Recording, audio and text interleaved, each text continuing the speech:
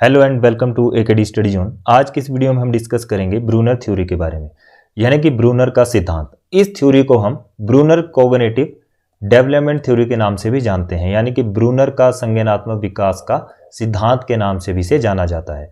अब ये थ्योरी जो है किसके द्वारा दी गई है? जेरोम ब्रूनर के द्वारा ये थ्योरी दी गई है। अमेरिकन ये साइकोलॉजिस्ट हैं और ये थ्योरी जो है अल्टरनेटिव है किसका? पियाजे थ्योरी का, यानी कि विकल्प लिया गया था पियाजे की थ्योरी से। कौन सी थ्योरी का? ब्रूनर कॉग्निटिव डेवलपमेंट थ्योरी जो है वो कहां से निकल के आई?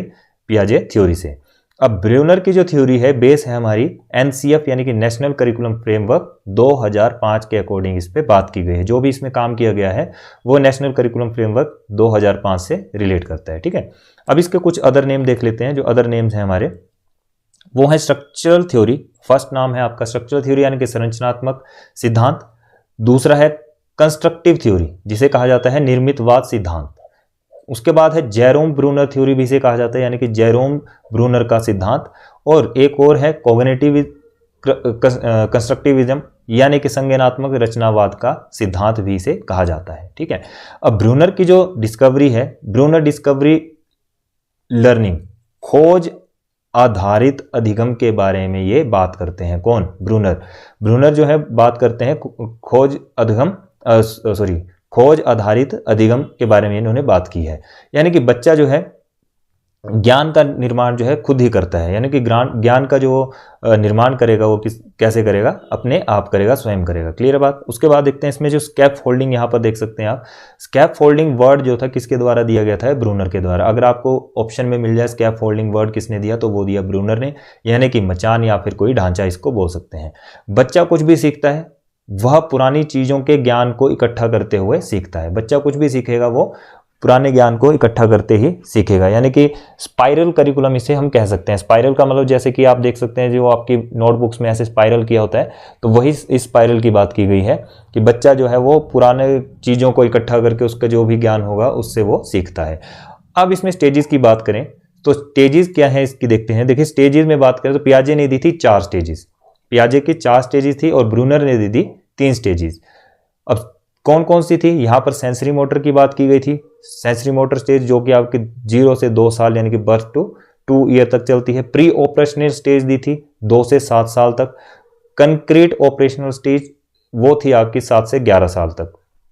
और फॉर्मल ऑपरेशनल स्टेज जो है वो आपकी थी 11+ यानी कि 11 से ऊपर की उम्र की। ठीक है, 11 से 15 भी हो सकता है। क्लियर है बात? तो ये 4 स्टेजेस किसने दी थी? पियाजे ने। अब हम डिस्कस करेंगे जो हमारी 3 स्टेजेस हैं जो किसके द्वारा दी गई हैं? ब्रूनर के द्वारा। तो ब्रूनर के द्वारा दी गई थी 3 स्टेजेस। कौन कौन सी?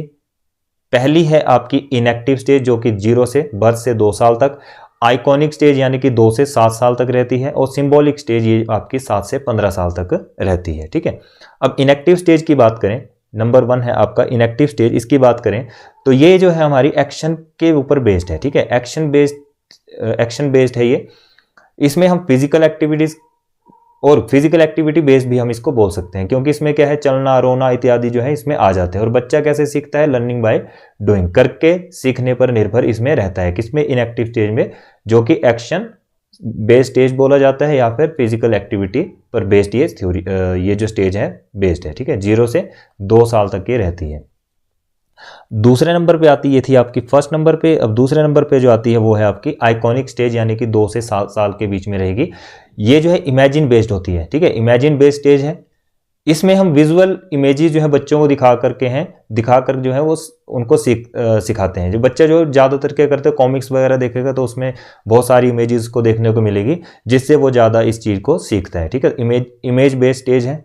यहाँ से याद रखें कि आइकॉनिक स्टेज कौन सी आ गई? इमेज बेस्ड स्टेज आ गई। उसके बाद है सिंबॉलिक स्टेज। जो आपकी सिंबॉलिक स्टेज है वो चलती है आपकी तीसरे नंबर की। ये चलेगी आपकी 7 से 15 साल के बीच में। ठीक है, तो ये लैंग्वेज बेस्ड होती है। ठीक है, लैंग्वेज बेस्ड बच्चे की भाषा का विकास हो जाता है। इस उम्र में जो है बच्चों की भाषा का विकास हो जाता है और वो सिंबल की हेल्प से चीज़ों को मांगना शुरू कर देते हैं। ठीक है, तो इसमें हमने 3 स्टेजेस पढ़ी। आइकॉनिक जो ब्रूनर की है आइकॉनिक है, दूसरी आपकी इनएक्टिव है, दूसरी आपकी आइकॉनिक है, तीसरी आपकी सिंबॉलिक है।